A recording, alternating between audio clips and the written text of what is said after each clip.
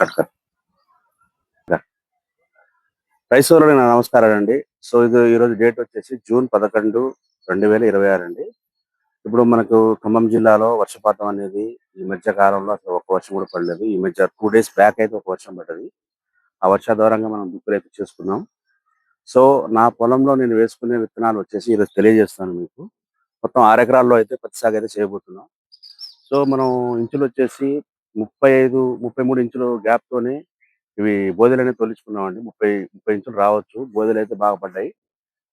అదేవిధంగా మనం ఇంతకుముందు వీడియోలో చెప్పుకున్నట్లుగా ఈ మొక్కజొన్న వ్యర్థాలను మాత్రం మొత్తం దాంట్లో కలియదున్ని ఆ విధంగానే వేసాం బోదెల్లో. ఎందుకంటే ఇవి మెల్లమెల్లగా వర్షం పడతా ఉంటే అవి ఏంటంటే భూమిలో కలిసిపోయి మనకు రెండో పంటకి ఎరువుగా మనకు ఉపయోగపడతా ఉంటాయి.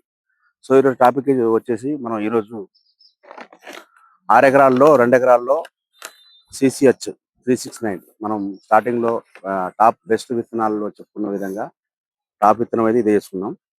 దాని తర్వాత వచ్చేసి మైకోవారిది 7351 గోల్డ్ ఇదొక 2 ఎకరాల్లో సాగు చేస్తా ఉన్నాం.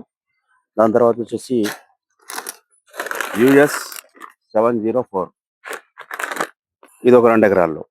దాని తర్వాత ఒక ఎకరంలో వచ్చేసి మన నూజివీడ్ సీడ్స్ ఇదైతే నూజివీడ్ సీడ్స్ విజేత ఇదైతే చేస్తా ఉన్నాం. ఇదైతే మనం ఇంతకుముందు అయితే వేయలేదు. ఇది కొత్త విత్తనం. సరే బెస్ట్ మనం తోటి రైతులు కూడా మనం చెప్పుకొచ్చారు కాబట్టి మనం ఒక ఎకరంలో అయితే ఇది సాగు చేయబోతున్నాం. సో మీ ఏరియాలో మీరు వేసే విత్తనాలు ఏమైనా ఉంటే కామెంట్ చేయండి. వీడియో నచ్చితే లైక్ చేయండి, షేర్ చేయండి.